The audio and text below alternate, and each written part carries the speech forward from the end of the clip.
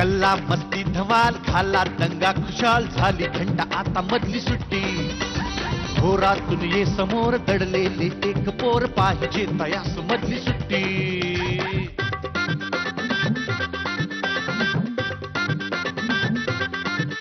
कसे रंग त्यांचे कसे गंध त्यांचे विचारून घ्या या फुलांना जरा नको सारखी शिस्त आणि पहारे मुलांना ती द्याना मुलांना जरा किलबिल त्या पाखरास वाऱ्यावर वाहण्यास देत जाई पंख मधली सुट्टी घोरातून ये समोर दडले एक पोर पाहिजे तयास मधली सुट्टी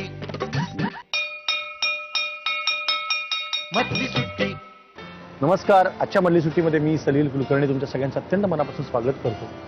गेले काही आठवडे आपण अगदी वेगवेगळ्या शाळांच्या सफरीला निघालोय. या सफरीमधली एक अगदी वेगळी शाळा आज मी तुम्हाला दाखवणार. सरकारी आश्रयाशिवाय केवळ लोकाश्रयावर अनेक पालकांनी शिक्षकांनी एकत्र येऊन अजिबात कुठलाही मोबदला न घेता शिकवणारे शिक्षक आणि सर्व आर्थिक स्तरातले विद्यार्थी असे एकत्र जिथे नांदतायत ती आविष्कार शिक्षण संस्थेची आनंद निकेतन शाळा नाशिक. बघूया या शाळेची काय गोष्ट आहे.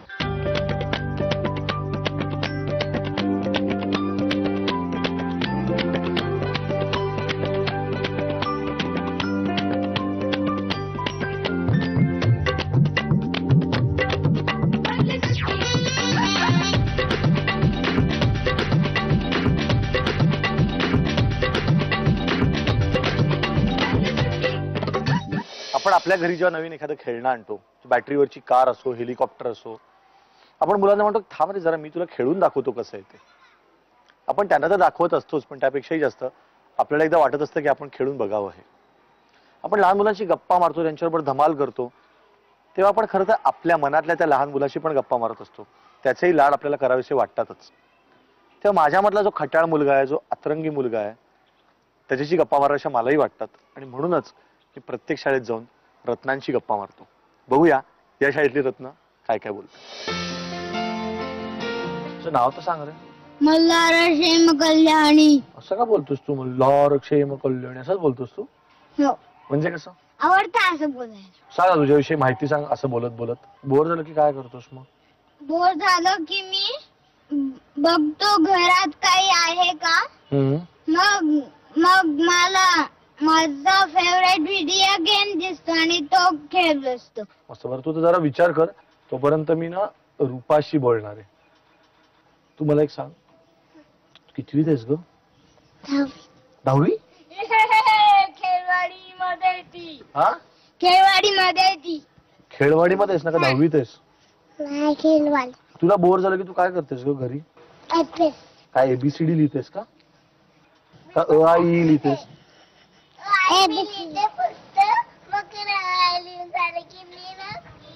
तिला बोलायचंच आहे आता. काय करतेस? लिहून झालं की मग एबीसीडी लिहिते. उठल्यानंतर सकाळी. तुझं नाव सांग. तू कितवीत आहेस सांग. मी 2 मध्ये. हो. तू कोण होणार आहेस मोठेपणी? ऑफिसर. ऑफिसर. तू कोण होणार आहेस मोठेपणी? हा, आई. फारच गोड आहे. मोठेपणी कोण होणार आहे? आई होणार आहे. क्या बात. तू कोण होणार आहेस मोठेपणी? ऑफिसर. IAS officer. तू नुसतं ऑफिसर, ही IAS ऑफिसर. तू कुठलं ऑफिसर होणार आहेस नक्की ठरव. पोलीस. Police officer. हो. तू मला एक सांग, नाशिक मधली सगळ्यात कुठली गोष्ट आवडते? मग सांग बरं. अरे एक नवा गडी आलाय. तुझं नाव काय रे मित्रा? इदित. हा, इदित. इदित. कुठे राहतोस रे? घरी ना? घरी ना, मला वाटलंच. मी गाडी खेळतो. 2 एकच. एक असे 4 नाही, असे 4 आहे. 4 गाड्या आहेत तुझ्याकडे? तिथे बोलली. तिथे भूत आहे. भूत आहे? खरंच आहे का भूत? कुठे? खोटं बोलत मी. खोटं बोललो. वरती बी आहे. वरती बी भूत आहे? तिकडे बी आहे. डेंजर भूत आहे का साधं आहे? साधा. साधा भूत आहे? साधा तर मी मारून पण टाकतो. तुला कोणाची भीती वाटते का सगळ्यात? जुलाची. ओके. तुला? पाल. पाल बघितलेस तू? कुठे बघितलेस? मी माझ्या घरात बघितली होती. तुला कोणाची भीती वाटते सगळ्यात विधीत? भीतीने वाचन मी वाळतो भूताला. मला वाटतं यांना अजून डोक्याला त्रास देत नाही. मी ऑलरेडी खूप प्रश्न विचारलेत आणि यांच्या खेळाच्या मध्ये येत नाही. खेळ चालू ठेवतो, बघूया पुढे कोण आहे. आणि आता माझ्याबरोबर 2 स्मार्ट मुलं आहेत. दुसरीतला श्लोक आणि तिसरीतला गौरांग. कसे आहात तुम्ही दोघं? बरे. तू मला एक सांग रे, की तुला श्लोक मधली सगळ्यात कुठली गोष्ट आवडते, की ही गोष्ट माझ्यात अशी आहे की जी सगळ्यांनी शिकायला पाहिजे? फुटबॉल. तू मस्त खेळतोस एकदम. आणि कुठली गोष्ट अशी आहे की जी तुला असं वाटतं की श्लोक मध्ये जरा हा माझ्यातला छोटासा दोष आहे, तो जर काढला तर मी एकदम चांगला होईल? मस्ती. आणि गौरांग मधली कुठली गोष्ट तुला आवडते स्वतःला, की माझ्यातली ही गोष्ट फार छान आहे? मला जर इतकं जोरात नाही लागलं तर मी रडत नाही. हो. आणि कुठली गोष्ट तुला असं वाटतं की हा जरा दोष आहे? कंटाळा. सगळ्या गोष्टीचा कंटाळा करतोस. कसला तुला सगळ्यात जास्त कंटाळा येतो? जेव्हा काठी घेऊन अभ्यासाला बसते तेव्हा. काठी घेऊन तुला अभ्यासाला बसवते? का रे, तू करत नाहीस अभ्यास? खूप करून घेते ती अभ्यास. का रे, तुझा पहिला नंबर यावा असं वाटतं का हिला? पहिल्या नंबरला जेवढा अभ्यास लागतो त्याच्यापेक्षा जास्त करते. पहिला नंबरला लागतो त्याच्यापेक्षा जास्त अभ्यास करायला लावते आई? हो. तू सांगितलंस का आईला की आई मला कंटाळा येतो, मला एवढा अभ्यास नको करायला लावूस? सांगितलं तर बाबा आजोबा आणखीन मला ओरडतात. बाबा आणि आजोबा? हो. काय ओरडतात? आईला उलट उत्तर द्यायचं नाही अजिबात. तू उलट उत्तर देतोस? मग तिला सांगावं लागतं ना की इतका अभ्यास नको घेऊ, मला कंटाळा येतो. पण याच्यात फायदा कोणाचा आहे तुला वाटतं, आईचा का तुझा? माझा. आपण खूप अभ्यास घेते. हो ना. पण तुम्हाला असं वाटतं का रे की छोट्यांकडनं पण मोठ्यांना काहीतरी शिकण्यासारखं असतं? हो. हो. तुझ्याकडनं काय शिकण्यासारखं आहे सांग? आई बाबांना तू कधी प्रयत्न केलास की आई बाबा माझ्यातली गोष्ट तुम्ही शिका? किंवा शाळेतल्या ताईंना? आतापर्यंत त्याचा विचार नाही केला मी. तुला असं वाटतं का रे की शाळेतल्या ताईंना तुझ्याकडनं काहीतरी शिकण्यासारखं आहे? ताईंना नाही, आईला. आईला काय शिकण्यासारखं आहे? तिला काही जनरल नॉलेज नाहीये. म्हणजे काय नाहीये? म्हणजे मी तिला असं विचारतो चित्ता आवाज कसा करतो, तर ती असं सांगते मागासारखा आवाज करते. मी सांगतो त्या सगळ्या गोष्टी आईला माहिती आहेत की नाही बघा, की गौरांगाला कधी भूक लागलेली असते, त्यांनी कसा चेहरा केल्यावर याचा अर्थ गौरांगाला खूप वाईट वाटलंय. बाबा बाहेरून आल्यावर बाबांचा मूड आज छान आहे का वाईट आहे हे पण न बोलता आईला कळतं की नाही? माहिती असतं की नसतं? असतं. मग याच्यापेक्षा जनरल नॉलेज कुणालाच माहिती नसतं की आपल्या मनामध्ये काय. हे नॉलेज दुसऱ्या कुणालाच नसतं जे आईला असतं, हो की नाही?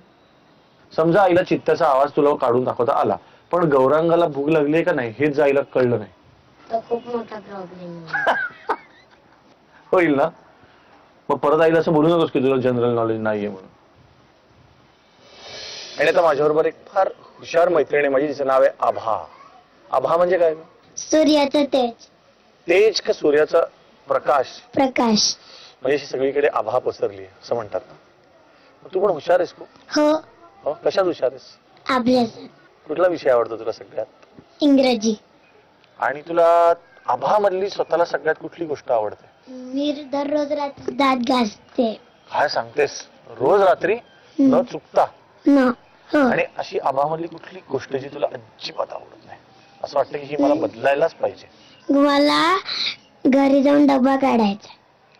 तू बॅग मध्ये डबा नाही काढत? नाही. विसरतेस बॅग मध्ये? डबा संपवतेस रोज? हो, संपवते. नक्की? नक्की. म्हणजे आई मधली सगळ्यात कुठली गोष्ट आवडते? की ती दररोज काम करते. हो ना, खूप काम करते ना आई. आणि बाबा मधली? बाबा मधली ते मला मारत नाही. कधीच नाही? कधीच नाही. तू कोण होणार आहेस ग मोठी? डॉक्टर. आणि नाशिक मधली सगळ्यात कुठली गोष्ट आवडते तुला? शाळा. हा, काय गोड उत्तर दिलं. आणि शाळेत येशील ना मोठेपणी? हो, येईल. एक चक्कर मारायला. कशी आहे शाळा? सगळ्या ताई कशा आहेत असं बघायला? येईल. नक्की आहे. हा. म्हणजे डॉक्टर आभा बघायला मस्त वाटेल सगळ्यांना, हो ना? पहिल्यापासून या शाळेत आहेस तू? पहिलीपासून? नाही. मध्ये वेगळ्या शाळेत गेलास? हो. का रे? माझे आई बाबा म्हटले होते की मला सेमी इंग्लिश मध्ये टाकायचं. आणि ही शाळा पूर्ण मराठी मीडियमची? मग तुला असं का वाटलं की नाही नाही मला या शाळेत जायचं? मला ही शाळा खूप आवडली कारण की इथले मित्र पण मला पहिल्यापासून होते. मग दुसऱ्या शाळेत गेल्यावर तुला त्रास व्हायला लागला? मला आवडायची नाही ती शाळा. तू सांगितलं आई बाबांना? हो, मी सांगितलं की मला याच शाळेत जायचं. मग काय म्हणले आई बाबा? आई बाबा म्हटले की ठीक आहे तुला पुढच्या वर्षी घालेल. लगेच बदलली? हो. Very good. किती गोड आहेत आई बाबा, हो की नाही?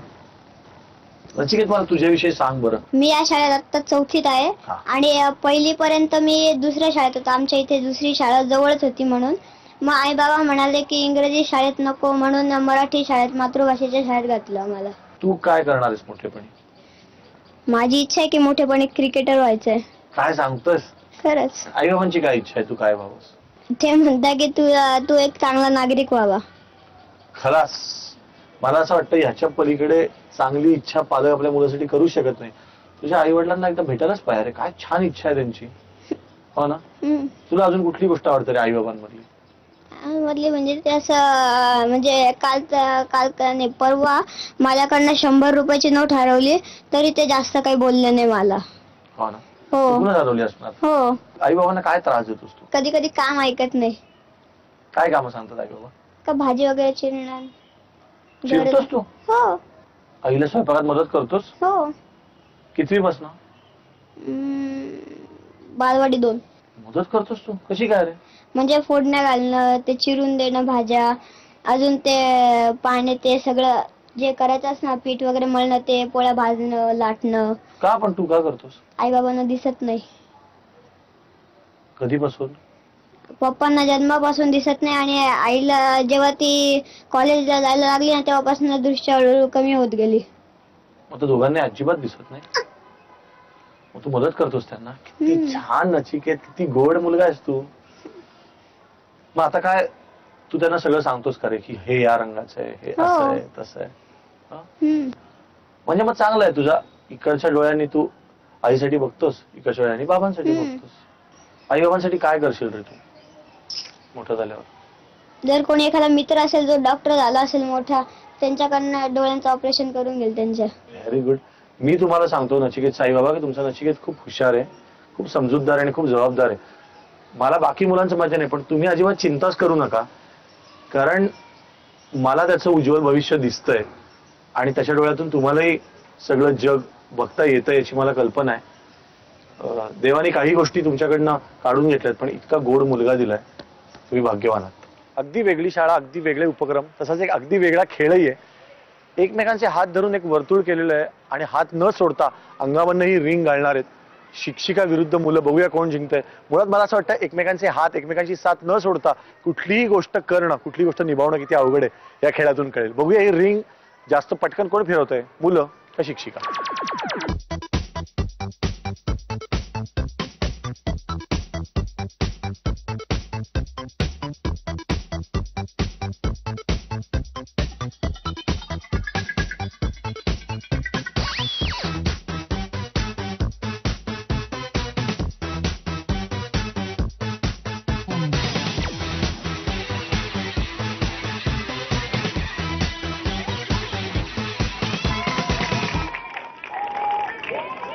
आज मी तुम्हाला एकदम तुमच्यावरची एक गोष्ट ऐकवणार आहे, जे तुमच्यातल्या प्रत्येकाची गोष्ट आहे.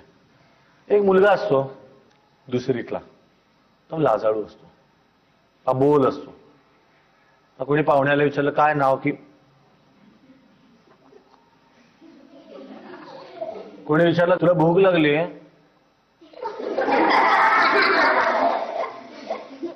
अशी सतत तोंड करत असतो.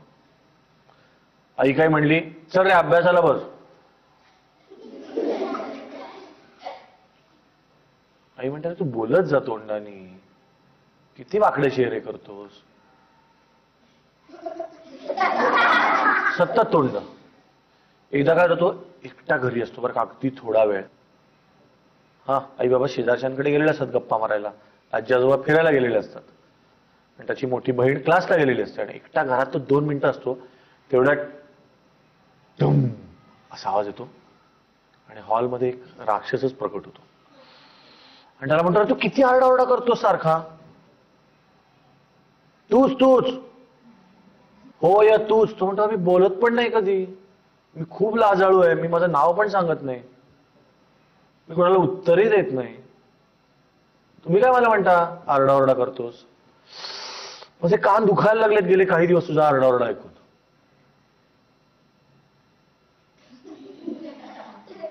चेहरे चालूच, कांठाळ्या बसतायत. हे बघ आत्ताही कांठाळ्या बसतायत. तो म्हणतो आत्ता तर मी गप्प आहे. तो म्हणे गप्प आहेस तू? काहीतरी काय, सगळ्यात आरडाओरडा करणारा मुलगा आहेस तू. त्याला वाटतं बहुतेक वेडा झालाय राक्षस, काहीही बोलतोय. तो समोरच बघतो. ते बघ ते बघ. म्हणतो काय मी कुठे आरडाओरडा करतोय? त्यामुळे तुला कोणी सांगितलं की आरडाओरडा फक्त तोंडाने आणि आवाजानेच करता येतो? तुझ्या ऍक्शन्स मध्ये किती आरडाओरडा करतोस तू, किती घाणेरडा आवाज काढतोस ते बघ. तुला काय वाटतं फक्त तोंडानेच आवाज निघतात? नाही, तू जेव्हा असं तोंड करतोस ना त्याच्यात असा आवाज ऐकू लागतो. इतकी घाणेरडी तोंड करतोस तू, प्रत्येक गोष्टीला इतके वाकडे चेहरे करतोस. त्याचा केवढा आरडाओरडा होता, केवढं ध्वनी प्रदूषण होतं तुला कल्पना आहे? किती त्रास होतो माझ्या कानाला. तुला बघायचं एक गंमत दाखव तुला? हो म्हण. हो, कान कर इकडे. त्याला वाटतं काहीतरी गंमत सांगणार राक्षस. कान केल्यावर राक्षसाच्या कानात जादूचा ड्रॉप टाकतो आणि मग तो म्हणतो आता गॅलरीत उभा राहा. छोटा मुलगा गॅलरीत जाऊन उभा राहतो. सगळ्यांचा आरडाओरडा ऐकायला लागतो. कोणी बोलत पण नसतं. म्हणजे वॉचमन असा उभा असतो ना, एक गाडी येते वॉचमन, त्याला ऐकू येतं किती गाड्या येत आहेत जात आहेत, मला बसू पण देत नाहीत खुर्चीवर. बाई दुसऱ्या गॅलरीत उभी असते, ती गाडीकडे दुसऱ्या गाडीकडे बघून त्याला ऐकवायला लागतं यांना बरी चांगली गाडी मिळाली, आमचे हे काही गाडी घेत नाहीत आम्हाला. सगळ्यांचा आरडाओरडा, वाईट तोंड केलेल्यांचा. रस्त्यावरनं मुलं जात असतात सगळेजण परीक्षेला कंटाळून, तो सगळ्यांचा ओरडत तर नाहीत. मग काय मला कानात ऐकू येत आहे. तेवढ्यात आई बाबा येतात. बाबा बसतात पेपर घेऊन. आई स्वयंपाक करायला जाते. त्याला लगेच ऐकू येतं यांना नुसता पेपर वाचायला हवा, काही मला स्वयंपाकात मदत करत नाही, घरात काही करत नाही. बापरे, आई आरडाओरडा करते काहीतरी. बाबा पेपरच्या मागे चेअर असतो ना, रोज त्याच्याच भाज्या खाऊन कंटाळा आलाय, मला हॉटेलमध्ये जेवायचंय खरं तर. त्याला ऐकू येतं बाबांच्या आवाजात. मग त्याच्या लक्षात यायला लागतं की सगळेच जण ऍक्शन करतात ना, तेव्हा खूप आरडाओरडा होतो. आणि मग तो दुसऱ्या दिवशीपासून घाणेरडी तोंड करणं कमी तरी करतो. एकदम सोडून देता येतच नाही, हळूहळू सोडून देतो. तर ही गोष्ट मी तुम्हाला याच्यासाठी सांगितली की तुम्ही सगळेजण अशी तोंड आत्ता पण करताय आणि तुम्ही रोज करत असणार. आपण सगळेच जण असे करतो की नाही आपण? आईने जर आधी ठरवलं असेल की कुठेतरी जायचं आणि नंतर बाबांना म्हणजे ऑफिसमध्ये उशीर होणार असेल, नाही तर मग काही कारण आलं आणि जर आई म्हटली आता आपल्याला नाही जायचं आणि अभ्यासाला बसवलं, तर मी असे चेहरा करतो. इतकं गाडीला चेहरा करतोस तू? यांनी कबूल केलं. मला कबूल करणारी मुलं खूप आवडतात. आईने सांगितलं होतं जेव्हा माझी आजी आलेली ना घरी, तेव्हा आई म्हणालेली की आपण आजीसाठी इडल्या करू. तर पीठ घ्यायला गेलं तर कुठलंच दुकान उघडं नव्हतं. आणि मग घरी आल्यावर दादा आणि मी असं काम केलं. कसं? पण मला सांगा, शाळेमध्ये ताई शिकवतायत, अगदी शेवटचा तास आहे, कंटाळा आला, कोण खूप वाईट चेहरा करून बसतं? सगळे हात वर झालेले. तुम्हाला असं पटतंय कुठेतरी की आपल्या चेहऱ्यांमुळे पण दुसऱ्याला काहीतरी त्रास होत असेल, दुसऱ्याला वाईट वाटत असेल, राग येत असेल? वाटतंय ना? माझी मैत्रीण कीर्ती आहे, पहिलाच तास चालू होता आणि ताई काहीतरी सूचना देत होत्या. ती अशी काहीतरी विचित्र तोंड करून ताईंकडे बघत होती. ताई तिला म्हणाला, अगं काय ग मी सूचना सांगते ना, जरा नीट तोंड कर. तेव्हापासून ती जरा थोडं थोडं नाही करत तसं तोंड, सुधारली थोडीशी. तुम्ही सगळेच जण हे करता मला खात्री आहे, पण आजपासून जरा कमी केलं तर या गोष्टीचा उपयोग आहे. एक एक आवाज काढून दाखवा. नाराजीचा आवाज, नाराज चेहऱ्याचा आवाज कसा येत असेल? कसा? वा. आणि असा चेहरा गेला तर?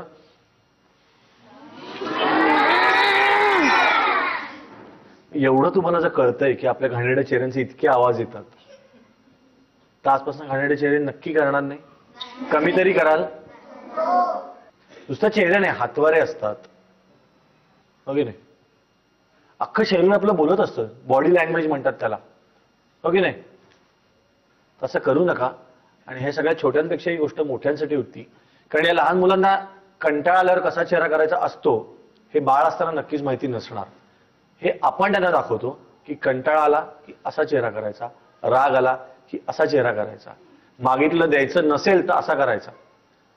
त्यामुळे आपण जर हे चेहरे केले नाहीत तर लहान मुलंही करणार नाही आणि राक्षसाला आपलाही त्रास होणार नाही आणि लहान मुलांचाही. मराठीची झाली गच्छंती, इंग्रजीची सुरू झाली चलती, इंग्रजीची सुरू झाली चलती. हो, अरे मराठी लोक मराठीच्या विरोधात गेले. अगं काय झालंय तुला? What happen? Why crying? अगं आई, मी शाळेत मराठीत बोलते म्हणून मला सगळ्या टीचर्स रागवतात. अरे बरोबरच आहे. एवढी फी भरून आम्ही तुला इंटरनॅशनल स्कूल मध्ये घातलंय, ते काय मराठी बोलायला? नॉनसेन्स. आणि मला आई म्हणायचं नाही, मम्मी म्हणायचं. मेनी टाइम सांगितलंय मी तुला. हो, आता मंत्रिमंडळाची बैठक. तुम्ही सगळ्यांनी मराठी शाळा काढून खूप गोंधळ घालून टाकलाय. कोर्ट म्हणतं की मराठी शाळांना अनुदान द्या. देणार कुठून अनुदान? राज्याचा विकास करायला पैसे नको? पण मॅडम, शाळा तर विकासासाठीच असतात ना. नाही, यांनी शाळा काढल्यात अनुदानासाठी. पण मॅडम, आमच्या शाळेतल्या शिक्षकांचा आवाज फारच वाढलाय. त्यांना पगार तर द्यायलाच हवेत. आपण असे करू की तुमच्या जुन्या शाळांना देऊया मान्यता आणि अनुदान सुद्धा, पण नवीन मराठी शाळांना बंदीच घालून टाकू. नाहीतरी उपयोग काय या मराठी शाळांचा? पण जगभरातले शिक्षण तज्ञ म्हणतात की आपल्या मातृभाषेतूनच शिकलं पाहिजे, तेच योग्य असते. तुम्ही त्यांचं म्हणणं कशाला मनावर घेताय? त्यांना त्यांचं काम करू द्या, आपण आपलं काम करू. पण ते मराठीवाले, छे हो, त्यांची मुलं तरी कुठे मराठीत शिकतात? निवडणुकीसाठी मुद्दा हवा म्हणतो ओरडतात मराठीच्या नावाने. त्यांना काय घ्यायचं? ठरलं तर आता हेच आपलं नवं शैक्षणिक धोरण, मराठी शाळांवर कायमची बंदी. विठ्ठला, समस्त मराठी जनतेच्या वतीने ही शासनाची पूजा स्वीकारावी व आम्हाला आशीर्वाद द्यावा. अरे वा, संपूर्ण वाक्य मराठीतून. आभारच मानायला हवेत तुमचे. देवा, गरिबाची चेष्टा कशासाठी? मग काय म्हणू, मराठी शाळांवर बंदी घालण्याचा निर्णय घेऊन आलात आणि मराठी राज्याचे मुख्यमंत्री म्हणवता. आता तुम्हाला तरी मी काय सांगू पांडुरंगा? सगळं ज्ञान, विज्ञान, तंत्रज्ञान इंग्रजीतच. आणि प्रगती करायचा, विकास करायचा तर सगळ्यांनी इंग्रजीच हवी असते आणि मराठीला विचारतंय तरी कोण? मला तरी का विचारता? हे पूजेचं ढोंग कशासाठी? तुम्ही मराठीला ज्ञान भाषा बनवू शकला नाहीत. तुम्ही दुबळे आहात. माझ्या मराठीला कशाला नावे ठेवता? विठ्ठला, असा हताश होऊ नको. आम्ही अजूनही मराठीतच शिकतो, मराठीतच बोलतो. होय विठ्ठला, अरे शासन मराठी विरोधी आहे, पण उत्तम मराठी शिकवणाऱ्या शाळाही आहेत. ही छोटी माणसं स्वतःच्या बळावर मोठी झेप घेत आहेत. आनंददायी शिक्षणाची चळवळ बहरते आहे. आम्हाला हवी आहे आमची मराठी, आम्हाला हवी आहे आमची मराठी. आणि आता नाशिकच्या आनंद निकेतन शाळेतून मी आलोय पुण्याच्या मॉडर्न हायस्कूलमध्ये. अनेक मोठ्या कलाकारांच्या शाळेतले दिवस आपण बघितले. आज या माझ्या मित्राचं लहानपण, बालपण आपण बघणार आहोत. तो आजही रत्नच आहे. आपण शाळेतली रत्न बघतो, पण काही मंडळी मोठी झाल्यावरही रत्न राहतात, त्यांच्याशी बोलायला तितकीच धमाल येते. असाच एक माझा मित्र जो सध्या रंगमंच, टेलिव्हिजन सगळं गाजवतोय. पुन्हा एकदा मस्त गावे, हसावे, झुलावे, खुलावे, किती वाटते उतरून ओझे वयाचे चलारे, पहा कोवळे ऊन बोलावते. माझा मित्र अभिनेता Anand Nigale. Hi India. Hi. First class, first class. अंदाज किती वर्षाने तू शाळेत आला असशील, मला खात्री आहे. हो, बऱ्याच वर्षांनी. कसं वाटतं आणि काय हायलाइट्स आठवतात? शाळा म्हणलं की अनेकांना अभ्यास आठवतो. मला शिक्षा, म्हणजे शिक्षा हा हिंदीतला नसून मराठीतली शिक्षा. पण खूपच अगदी खरं सांगायचं तर म्हणजे आता माझे डोळे जिकडे आहेत की इथे हा वर्ग होता, तिथे ते होतं, तिथे हे होतं, हे सर होते. सो काय म्हणूया आपण त्याला की एखादी पर्टिक्युलर गोष्ट आठवायच्या ऐवजी असं एक आठवणी वेगवेगळ्या छोट्या छोट्या कोलाज आहे. ब्युटिफुल डेज किती जास्त प्रमाणात आपण हरवून बसलोय ना हे कळतं आल्यावर खरं की स्वास्थ्य काय लाईफ होतं. मित्रांशी वागणं, भांडणं सोडून देणं जे आता जमत नाही ते आठवायला लागलं. खरं नाही असं हळू तू म्हणलास ते फार छान आहे की आपण फार पटकन तेव्हा विसरून नाही जायचो. म्हणजे ज्याचा शर्ट आत्ताच फाडलाय, त्याचे बटणं तोडले, त्याशी दुसऱ्या मिनिटाला गळ्यात हात टाकून परत गप्पा मारायला लागायचो नाही का. पण शाळेतला अंड्या तेव्हा तुला अंड्याच म्हणायचं शाळेत. अंड्या ऑलवेज अंड्या. 3 गोष्टी सांगितल्या शाळेतल्या अंड्याविषयी. काय होत्या? काय होतं थोडंसं त्यावेळेला जरा चुणचुणीत मुलं असली ना की त्यांना प्रार्थना म्हणायला घे, मग शाळेच्या काय गॅदरिंग मध्ये घे, किंवा मग अशा जे गोष्टी असतात शाळेमध्ये की शक्यतो पाहुणे आले की ज्यांच्यासमोर ज्या मुलांना उभं करतात त्या मुलांपैकी समजा मी एक होतो. पण पुन्हा तोच मुद्दा की हे तेवढ्या पुरतच असायचं शाळेमध्ये की त्याच्यानं तुला परत जाऊन अभ्यास करायचा आहे आणि नीट वागायचंच आहे. सो दिस इज हे पहिलं की गुड स्टुडंट. म्हणजे मी तुला अगदी खरं सांगू का, आता तू मगाशी मला प्रश्न विचारलास की शाळेविषयीच्या 3 गोष्टी सांग किंवा शाळेतल्या अंड्याविषयीच्या 3 गोष्टी सांग. आत्ता माझं फिलिंग असं आहे की जे शिक्षक आम्हाला त्यावेळेला होते ते आज जेव्हा फोन करून डोक्यावर हात ठेवून म्हणतात ना की वा आम्ही बघतो बरं तुझे कार्यक्रम, तर मला असं वाटतं की मला यांची भीती वाटत होती. आणि आज ते यु नो मला यांची भीती वाटत होती. एक का त्यांचा जो काय म्हणतात त्याला, त्यांचा जो त्यावेळेचा आमच्यावरचा राग होता तो तिथेच त्यांनी सोडून दिला हे आम्हाला कधी लक्षातच आलं नाही. क्या बात. बरोबर नाही का. म्हणजे मी आता जे मगाशी म्हणालो की शाळेमध्ये मी ह्याच्याशी मारामारी केली, त्याच्याशी मारामारी केली, आणि आज मला आठवतं ना ती मारामारी आठवतं ना त्याच मित्राबरोबर मी आहे. हे फार ब्रिलियंट आहे हो. क्या बात. सोडून द्यायच्या गोष्टी शिकवल्या ना शाळेनी की चल ना हो पुढे. म्हणजे ते आहे ना शाळेतलं सगळ्यात महत्वाचं वाक्य काय आहे, वरचे वर्गात घातला आहे नाही का. So you really need to. आणि ते येतच नाही तो आयुष्यातही आपण. हा म्हणजे तुम्हाला पुढच्या वर्गात जायलाच पाहिजे ना आयुष्यात. मला वाटतं तू ज्या मित्रांविषयी बोललास की त्यांच्याशी मारामारी करून सोडून दिलं त्या मित्रांशी मला आज खूप बोलायचंय. कारण तू शाळेत असताना, कारण तू आत्ता असताना कॉलेजमधले त्याच्या आधीचे किस्से आम्हाला इतके रंगून आणि इतके मनोरंजक करून सांगतोस. तू शाळेत कधीचे किस्से सांगायचे हे मला शाळेतल्या मित्रांना विचारायचं. तर आपण जरा तुझ्या मित्रांशी बोलू. ओके.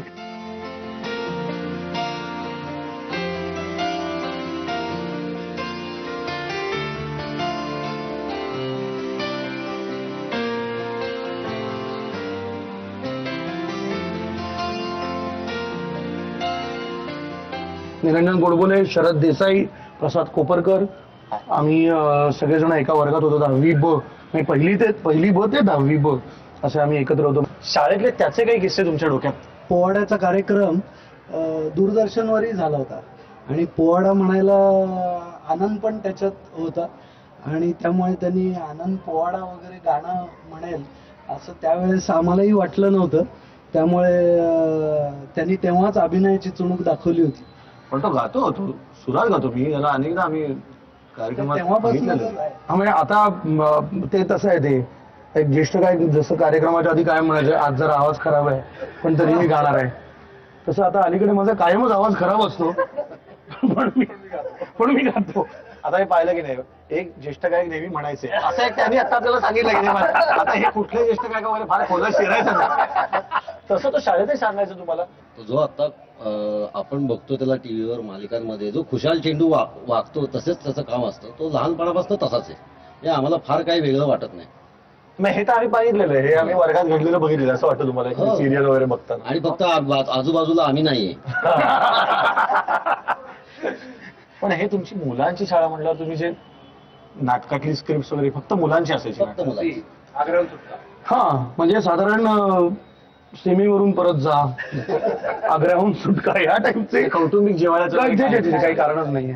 आणि त्या टाईपची स्क्रिप्ट बसून घ्यायची. किंवा मग मला आठवतं त्याप्रमाणे आपल्याला येवले मॅडम होत्या, त्यांनी अख्खं स्क्रिप्ट जिजाबाई म्हणतात किंवा हे असं जर काही असेल तर त्याच्या ऐवजी तानाजी म्हणतो त्याच्या आईवरती हे म्हणतो असं त्यांनी चेंज केलेलं. म्हणजे की आता काय आहे, वाक्य तर घ्यायला पाहिजे महत्वाचं. शुभा एवढा बाळ मोठा झालास की रे, तर मग ते दादोजी कोंडदेवांच्या तोंडी देऊन किंवा असं करून त्या स्क्रिप्ट बनवायच्या. आणि मग मला आठवतं त्याप्रमाणे आपल्या लहानपणी सकाळ नाट्यवाचन स्पर्धा होती, तर तिथे मला पहिलं मिळालेलं बक्षीस ती सुरुवात म्हणू शकतो आपण अंड्याच्या ह्या करिअरची. कारण तोपर्यंत हा असं सगळं वागायचा, पण हा काहीतरी वेगळं असं सगळं वागायचं म्हणजे असा जसा आता वागतो तसा.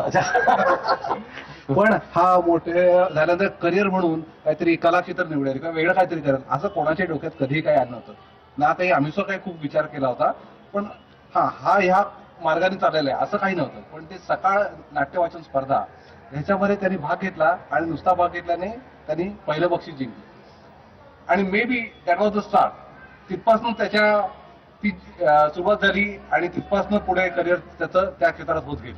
पण मला एक सांग, तुझी आत्ताही जाणवतं मला की लहानपणापासून वाचन वगैरे असल्यामुळे चांगली भाषा, चांगलं वाचन असणं, संदर्भ माहिती असणं, तर शाळेत असतानापासून याचा उपयोग होतो हे एकदा तुझ्या तोंडून आत्ताच्या मुलांना सांगावं असं मला वाटतं. कारण हे फार महत्वाचं आहे की आपण कळत नकळत जे वाचत असतो लहानपणापासून. हे बघ, आता अगदी खरं सांगायचं तर आमची ही मराठी मीडियम शाळा होती, त्यामुळे आम्हाला शिक्षण हे मराठीतनंच घेतलेलं आहे. इंग्लिश ही भाषा पुढे जेव्हा मला असं लक्षात आलं की माझी शाळेतही असताना माझं इंग्लिश फार बरं होतं असातला भाग नाहीये, पण कॉलेजमध्ये किंवा त्याच्यानंतरही व्यवसायात जेव्हा असं लक्षात आलं की नाही, मला इंग्लिश ही भाषा चांगल्या पद्धतीने अवगत करायलाच हवी, त्याच्यानंतर मी ती जास्त शिकून जास्त बोलायला सुरुवात केली. पण अदरवाईज माझं सगळं, आमच्या सगळ्यांचंच सगळं वाचन, सगळं शिक्षण हे मराठीतनंच झालेलं आहे. आताच्या मुलांना तुम्ही हे सांगू शकत नाही चांगलं मराठी बोला, कारण ते आधी पालकांना सांगायला लागेल चांगलं मराठी. बरोबर आहे. कारण माझ्या ह्याच्या त्याच्या घरामध्ये चांगलं मराठी बोलणारे आई वडील होते. तुम्ही म्हणजे मला हे संपूर्ण चूक वाटतं की आता मुलांना काहीतरी सांगायचं की अरे चला रे चांगलं मराठी बोला, तुम्ही काय मराठी बोलताय. जर आईच म्हणत असेल की तू गेलेलीस का असं मुलीला विचारत असेल, किंवा वडीलच म्हणत असतील की माझं पुस्तक भेटलं का बघ, म्हणजे आता मुलांना वस्तू आणि माणसं ह्याच्यातला फरक लक्षात येत नाही. माणसं भेटतात, वस्तू मिळतात, तर हा फार संस्कार फार महत्वाचा होता शाळेमध्ये. म्हणजे आज काय म्हणतात चांगलं मराठी बोलणं ही गरज निर्माण होईल असं वाटलंच नव्हतं. हाच गंभीर विषय असा म्हणजे आपलं कौतुक होतं की तुम्ही किती छान मराठी बोलता. याचं मला कधी कधी वाईट वाटतं की हे कौतुक व्हायची गरज नाही महाराष्ट्रात राहणाऱ्या माणसाची. आमच्या मधली सुट्टीमध्ये एक जादूची काढणी म्हणून प्रकार आहे की ती हातात धरून शाळेतली मुलं वेगवेगळ्या गोष्टी मागतात. तुला समजा ती जादूची काढणी मिळाली आणि सांगितलं की तुला शाळेतला एक दिवस जसा तसा परत मिळेल, पहाटेपासून रात्रीपर्यंत, कुठला दिवस मागशील? मागायचा तर मी प्रत्येक दिवस मागेन, कुठलाही. क्या एनी कुठलाही दिवस. हा, कदाचित मला जादूची कांडी फिरवल्यानंतर एक दिवस शाळेचा तो नसावाच असं वाटेल की हा दिवसच शाळेतनं काढला तर किती मजा येईल सकाळपासून रात्रीपर्यंत. तो म्हणजे आमचे गांधी सर गेले, तो दिवस काढता आला तर ते परत येतील. म्हणजे see the point is what की दिवस असेच काढून टाकायत ना. एक शेवटचा प्रश्न, माझा खूप आवडता प्रश्न बोलली सुट्टी मधला, की ही एक संधी आहे असं आपण समजलं की शाळेतल्या काळामध्ये जर कोणाला थँक्यू म्हणायचं किंवा सॉरी म्हणायचं राहून गेलं असेल कुठल्याही कारणासाठी, तर आज मधली सुट्टीत पुन्हा एकदा पण त्या काळात गेलोय असं समजूया आणि तुला जर कोणाचे आभार मानायचे, कुठल्याही शिक्षक शिक्षिकेचे, मित्रांचे, कोणाचेही, तर ही ती वेळ. सगळ्या शिक्षकांचे डेफिनेटली. म्हणजे ते कसं आहे, माझा तो क्रम आहे, सॉरी सर आणि त्यांनी माफ केलं म्हणून thank you. You know, it is not about की काहीतरी राहिलंय, पण मला असं अगदी मनापासून वाटतं की सरांना सॉरी म्हणल्यानंतर त्यांनी माफ करून टाकलं, हे खरंच केलंय ना रे. आणि आत्ताही मला खूप बरं वाटलं की शाळेतल्या दिवसाविषयी तू इतकं मनापासून बोललास आणि गांभीर्याने त्याच्यातल्या विशेषतः भाषेविषयी आणि शिक्षकांच्या असलेल्या अटॅचमेंट विषयी जे बोललास मला असं वाटतं की शाळा हा आठवणींचा संग्रहच असतो, प्रश्नच नाही. शाळेमधली मजा असतेच असते, पण ह्या काही गोष्टी असतात की ज्या तुम्हाला खरोखरी शाळेशी अटॅच ठेवलेल्या असतात. आता का मला या गोष्टी लक्षात राहिल्या आहेत इतकी वर्ष झाल्यानंतर सुद्धा, पण राहिल्या. हा, अगदी पर्टिक्युलर आठवत आहे म्हणजे पंचनरीकर सर आमचे मुख्याध्यापक होते शाळेचे आणि आम्हाला शिकवायचे गणित. त्यांनी आम्हाला काय शिकवलं तुला सांगतो. तुला पण पाठ आहे अजून, तुला पाठ आहे याचा सिद्धांत प्रमेय 360-90 बरोबर आहे. तर ते असं शिकवलं त्यांनी आम्हाला. 30-90 असताना प्यार मेरा मस्ताना, 3 समोर 1/2, 60 समोर √3/2. हे आम्ही जन्मभर विसरलो आणि मी माझ्या मुलाला सांगतो. हे गणित आम्ही असंच शिकलो. आणि त्यांनी आम्हाला शिकवलं वर्गामध्ये गणित सोडवून झालं की ते फळ्यावर खाली ग टा मा असं लिहायचे. गप टाक मार्क. माझं गणित बरोबरच आहे. गप टाक मार्क. मला असं वाटतं की प्रिन्सिपल होते शाळेतला गणित असो किंवा फुगैफू असो किंवा स्टेजवरचं काम असो, त्याच्या खाली आजही अंड्याने काही केलं तरी खाली ग टा असं लिहिलेलं असतं. गप टाका मार्क.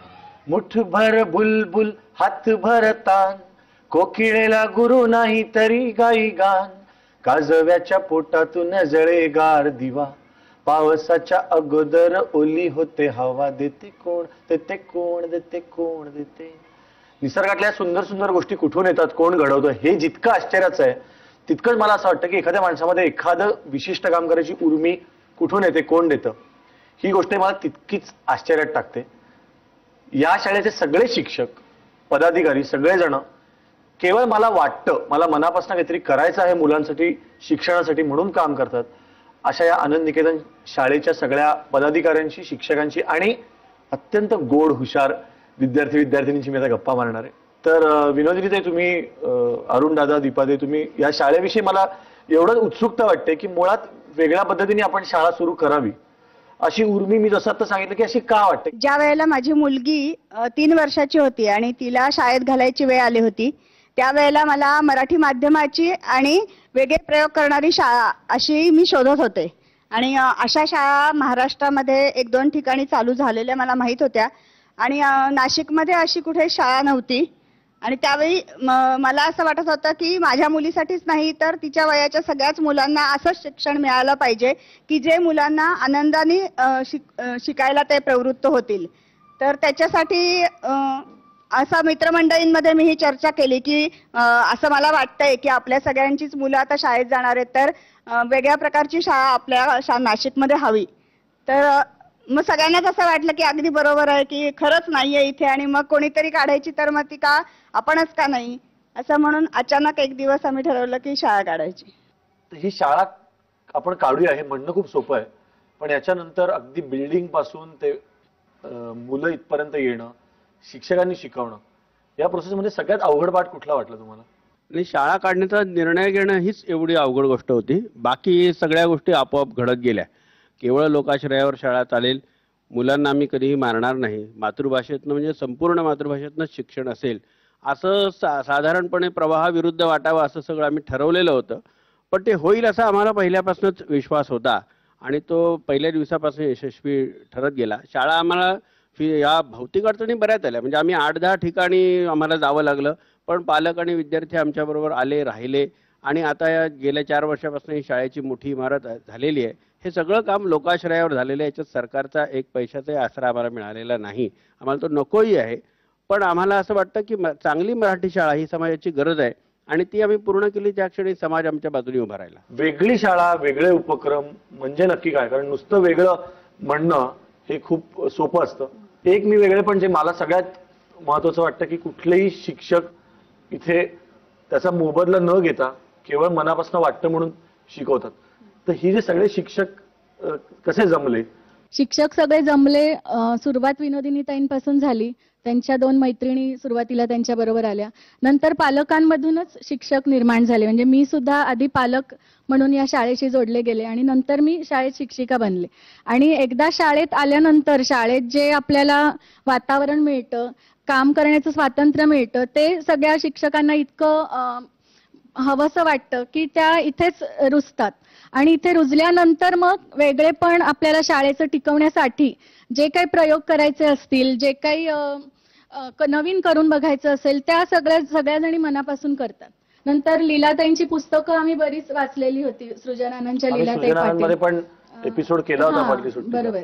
ती पुस्तकं वाचून एक आपल्याला अंतरंग कळतं की सृजनशील शिक्षण म्हणजे काय असायला हवं. म्हणजे ती जरी भाषेबद्दल जास्त असली तरी प्रत्येक विषय शिकवताना काय वेगळेपण असेल, करता येईल ते आपल्याला आपोआपच सुचतं. मला वाटतं मला ते जास्त मुलांकडनं ऐकायला आवडतील. तुम्ही जेव्हा इतर शाळेतले मुलं तुमच्या बिल्डिंग मधले आपले नातेवाईक यांच्याशी गप्पा मारतात तेव्हा तुम्हाला काय जाणवतं की आपली शाळा आपल्या शाळेत हे फारच वेगळं आहे? आम्हाला विज्ञानात सगळं प्रयोगातून शिकवतात किंवा आम्ही निरीक्षण करतो त्याच्यावरनं आम्हाला कळतं. आता यावर्षी आम्हाला बागकाम हा विषय आहे, तर त्याच्यात आम्ही झाडं कशी उगवतात वगैरे त्याचं निरीक्षण करतो आणि मग त्याच्यातनं आम्हाला विज्ञान सोपं जातं. Very good. अजून कोण सांगेल? दुसऱ्या शाळांमध्ये कविता कोणत्या तरी कवीची म्हणजे असे म्हणून दाखवता आणि ते मग मुलं म्हणता. आमच्या शाळेत आहे ना आम्ही स्वतः कविता करतो. क्या बात आहे. एवढे कवी एकत्र. मला वाटतं मी इतक्या शाळांमध्ये फिरल्यानंतर एक ऑब्झर्वेशन किंवा एक सजेशन म्हणणार नाही पण एक चर्चा तुमच्याशी करू शकतो की संवेदना आज मला सगळीकडेच खूप बोथट झालेल्या जाणवतात. मग तो चित्रपटाविषयी असेल, गाण्याविषयी असेल, कवितेविषयी असेल किंवा माणसांविषयी असतील की एखादा माणूस आपल्या जवळचा माणूस आजारी आहे किंवा त्याला लागलंय म्हणल्यानंतर जी रिॲक्शन यायला पाहिजे ती पण खूप बोथट येते. तर असा एखादा विषय तुम्हाला वाटतं का की चांगल्या गोष्टी, चांगल्या कथा, चांगले प्रसंग, चांगलं नाटक हे मुलांच्या डोळ्यासमोर पहिलीपासून जर आणत गेलो आपण तर कुठेतरी मुलांच्या संवेदना जास्त प्रखर होतील. तर असं वाटतं का की ह्या दृष्टीने काहीतरी विषय हवा?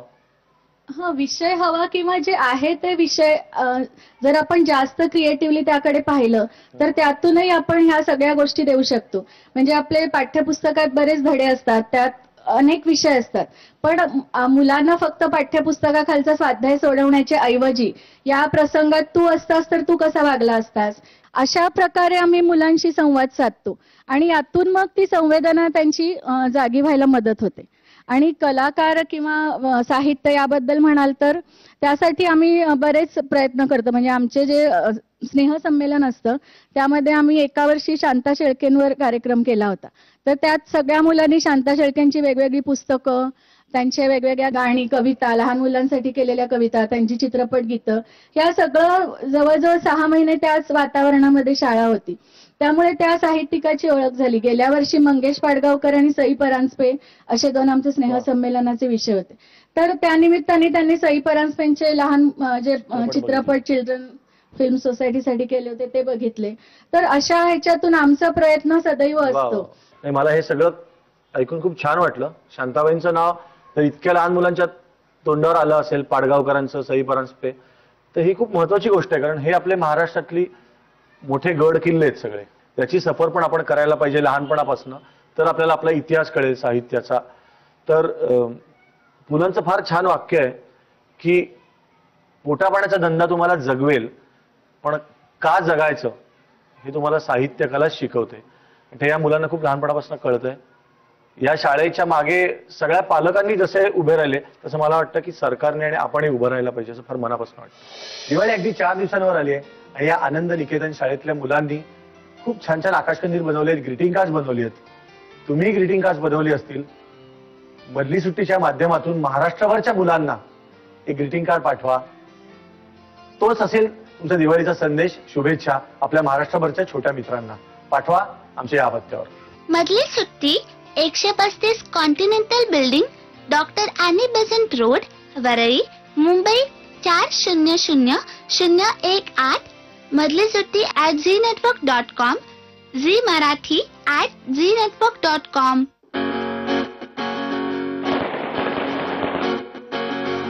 लख लख चंदेरी तेजाची न्यारी दुनिया, घड्याळती कोटी ज्योतिया.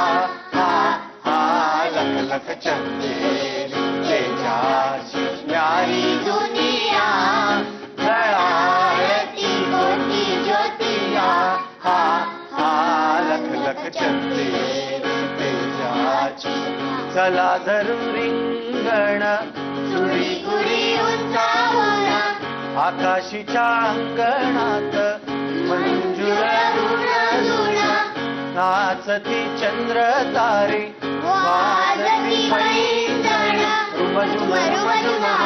हा हा रुमा रुमा रुमा रुमा हा हा लख लख चंदेरी तेजाची न्यारी दुनिया घराती कोटी ज्योतिया हा हा लख लख चंदेरी तेजाची न्यारी दुनिया घराती कोटी ज्योतिया हा हा लख लख चंदेरी तेजाची मधली सुट्टी